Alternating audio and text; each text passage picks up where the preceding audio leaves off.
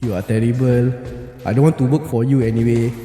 One and Only Podcast Cerita Lah, hosted by Andy and Ran. Satu perempuan Malaysia ni ada post. So dia nak hire orang untuk kerja lah. Okay. So dia kata ada satu lelaki ni text dia. Siti lah, Siti. Kita panggil dia Siti lah Ada Siti tengah balas lah cakap kau interested nak kerja? Dia kata boleh. So kerja tu lelaki tu cakap boleh.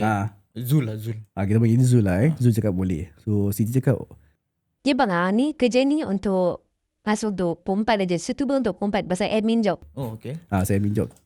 So Zul ni dah macam start, macam dah triggered sikit. Sampai New Year this year ni tak ada balas, tak ada apa, tak ada update, tak ada apa. So si Zul ni tak update si Siti lah. So Siti ni macam okay, maybe dia lupa lah. So dia tanya lagi.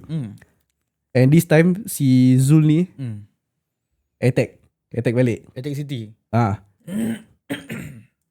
Kita are you okay, ni dah translated lah I translated. Okay. Are you mute? You are terrible. I don't want to work for you anyway.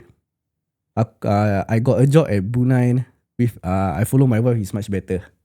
Tiba-tiba out of nowhere. Tapi before yang si Zul ni cakap attack ni semua, Siti ada message dia apa-apa tak? Siti macam tanya lah, Kau still nak kerja ke tak?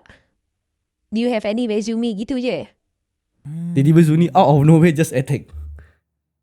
Aku rasa aku macam tahu teori dia apa. Kenapa dia attack. Okay, kau continue dulu.